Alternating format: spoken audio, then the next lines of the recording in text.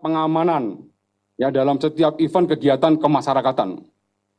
Nah, ini betul-betul akan diterapkan dan betul-betul akan disosialisasikan, dan harapan kita ya, ke depannya akan setiap pertandingan yang melibatkan dan menghadirkan massa dalam jumlah banyak, keselamatan dan keamanan menjadi prioritas yang utama. Ya, salah satu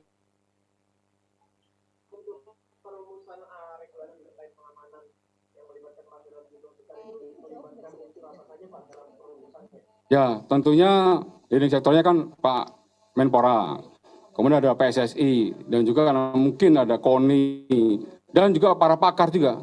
Dan kita juga menunggu dari hasil rekomendasi tim gabungan independen mencari fakta, agar sesuai dengan arahan Bapak Presiden, analisa dan evaluasi serta rekomendasi yang diberikan oleh tim ini betul-betul bisa dipakai sebagai acuan. Dan kedepannya regulasi yang kita miliki, ya minimal regulasi yang sama dengan di dunia internasional untuk memitigasi atau meminimalisir jatuhnya korban di setiap event kegiatan yang menghadirkan massa dalam jumlah yang banyak. Ya.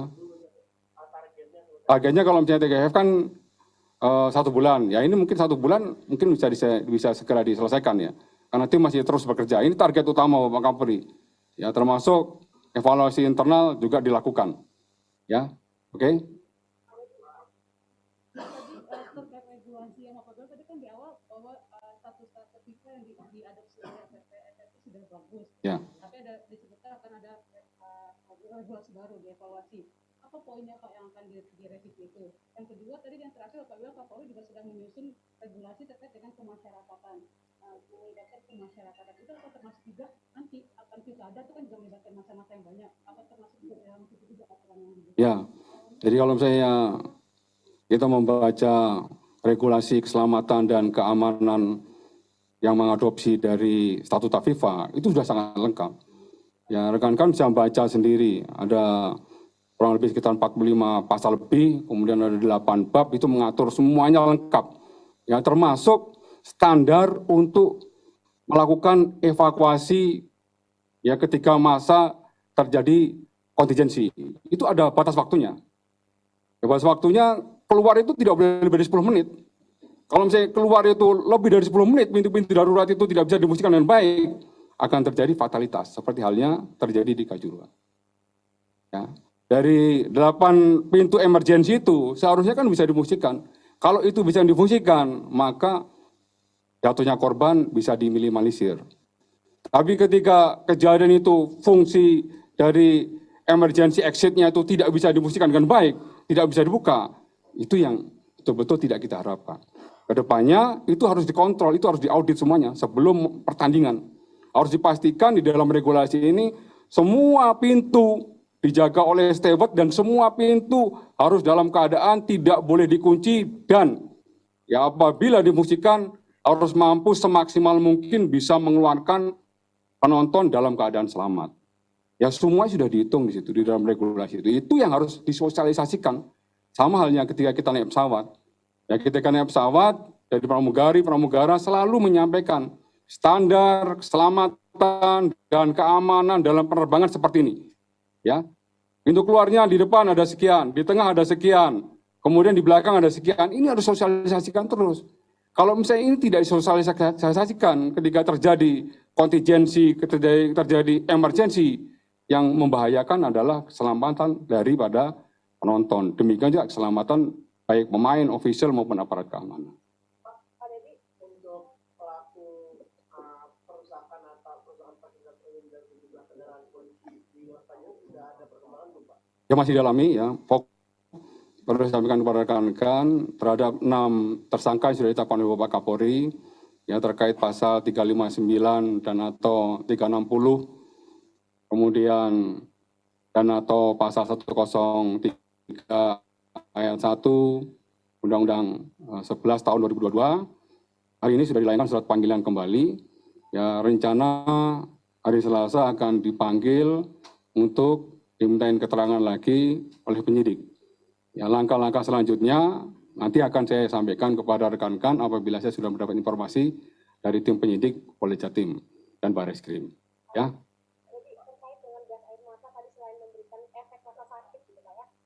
juga memberikan rasa kesulitan bernafas gitu Pak. Lalu untuk gas air mata yang mungkin diduga tadi kadaluarsa gitu Pak ya, apakah beresiko menimbulkan racun untuk bagi masyarakat? Ya, jadi kembali lagi saya mengutip apa yang disampaikan oleh Dr. Mas Ayu Evita. Di dalam gas air mata memang ada kadaluarsanya, ada expirednya ya. Kan harus mampu membedakan. Ini kimia, beda dengan makanan. Kalau makanan, ya ketika dia kadaluarsa, maka di situ harus ada jamur, ada bakteri yang bisa mengganggu kesehatan. Kebalikannya dengan zat kimia atau gas air mata ini, ketika dia expired, justru kadar kimianya itu berkurang. Ya, sama dengan efektivitasnya gas air mata ini, ketika ditembakkan, dia tidak bisa lebih efektif lagi. Misalnya kalau misalnya dia tidak expired, dia ditembakkan, kan ini kan partikel CS ini kan terjadi partikel-partikel seperti serbuk-serbuk bedak. Ya, ditembakkan, jadi ledakan di atas, ketika terjadi ledakan di atas, maka akan timbul partikel-partikel yang lebih kecil lagi daripada bedak yang dihirup, kemudian kena mata, mengakibatkan perih. Ya, jadi kalau misalnya sudah expired, justru ya kadarnya dia berkurang secara kimia, kemudian kemampuannya gas air mata ini juga akan menurun. Gitu. Soal miras, Pak, temuan miras. Bagaimana Pak hasil penyidikan hingga sekarang? Apa? Miras, Pak. Kemarin kan polisi menyebut Oh, iya. ada temuan miras di sana. Bagaimana Pak? Miras sudah didalami oleh Lafor, betul miras itu ya dari berbagai jenis termasuk campuran. Ya ini masih didalami oleh tim sidik yang kaitannya dengan anti penerapan pasal tertentu, melakukan pengerusakan, pembakaran, penyerangan dan lain sebagainya. Tapi yang jadi fokus dan concern Bapak Kapolri, selesaikan dulu pasal 359 dan atau 103 ayat 1 Undang-Undang 11 tahun 2002 itu dulu fokusnya. Ya penyidik harus menuntaskan itu dulu. Harus mampu membuktikan itu dulu. Karena apa? Jatuh korbannya cukup banyak. Ini yang menjadi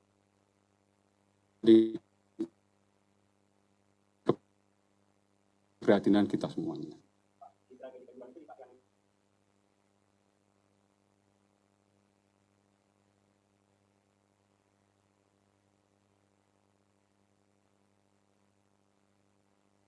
Bang, 3 orang ini sebagai tersangka. Ya, yang pertama kaitan dengan PT LIB, yang kedua kaitannya dengan panitia penyelenggara, yang ketiga kaitannya dengan anggota kepolisian, baik mulai dari Kabak-Op dan Kibrimob maupun Kasat Sabara.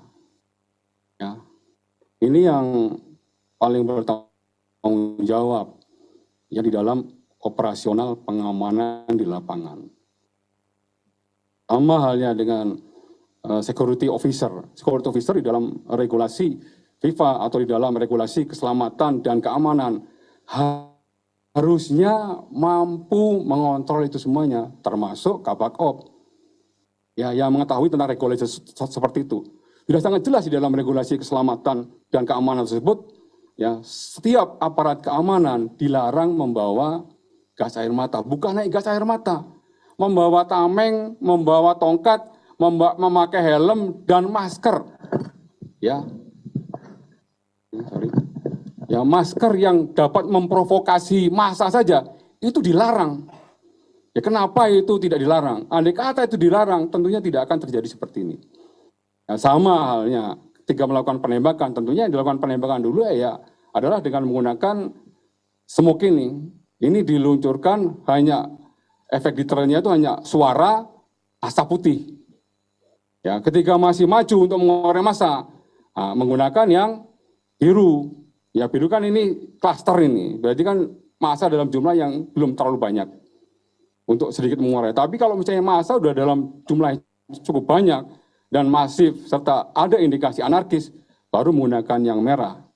Yang merah ini lebih masif untuk impact-nya. Jadi 3 ini yang digunakan ya oleh aparat penegak hukum.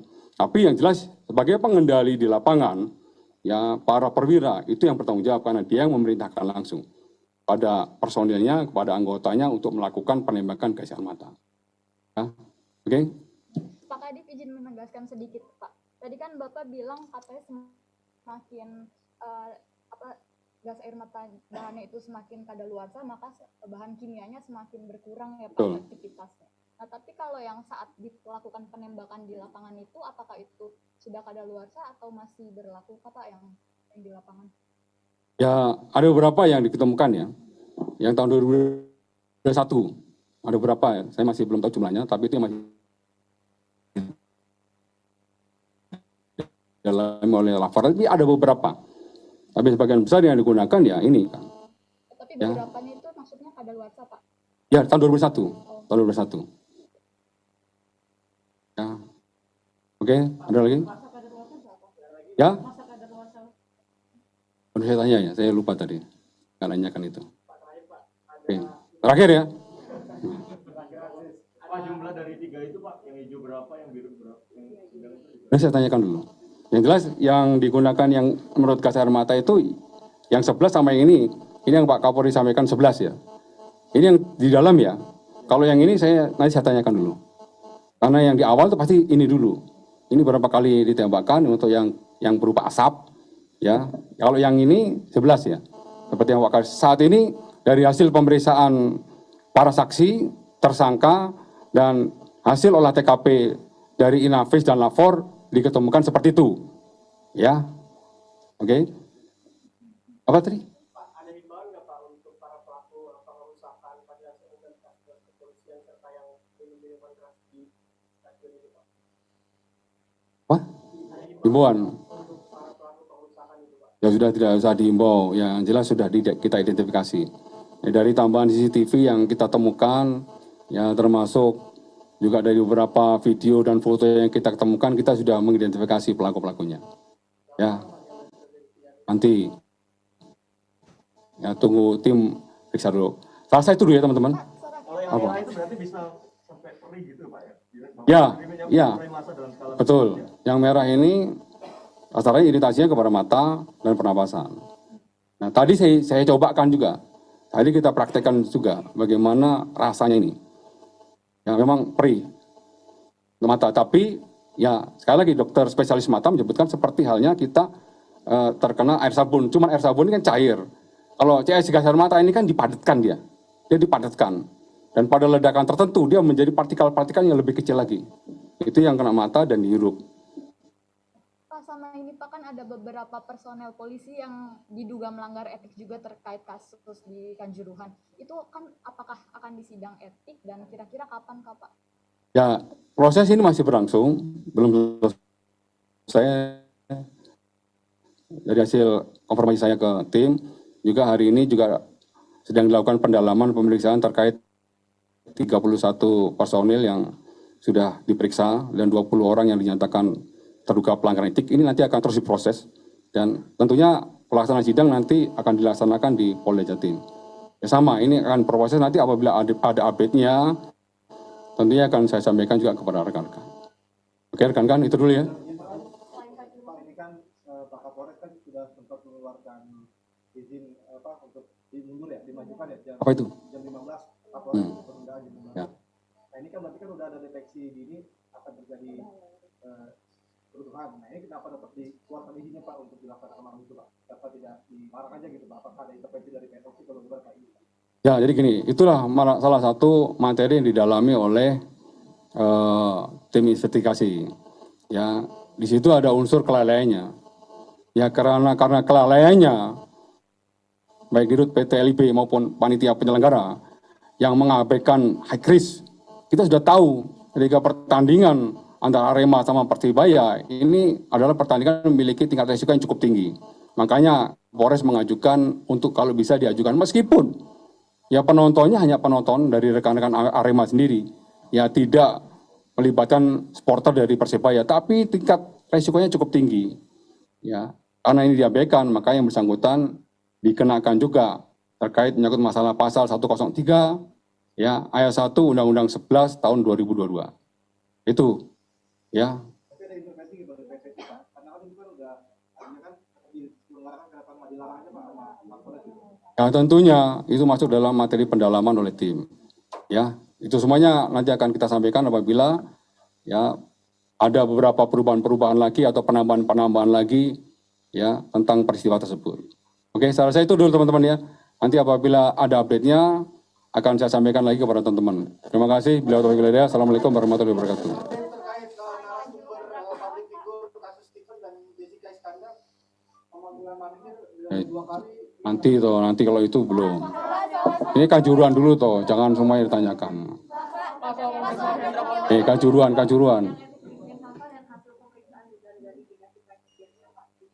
Wah, Jenaka. Informasinya dari Propam, bahan datanya, tentunya insya Allah akan saya sampaikan kepada teman-teman. Ya, saya juga menunggu sama dengan teman-teman. Apabila dapat ya saya informasikan. Itu dulu ya. Siapa? Hendra Kurniawan, Riki Rizal, dan Richard Eliezer ini saat ini masih anggota Polri ya Pak Status mereka ini Pak? Kan belum sidang. Nah, nunggu sidangnya dulu. Oke? Kita tidak terburu-buru dulu, nunggu sidangnya selesai dulu. Oke teman-teman, terima kasih.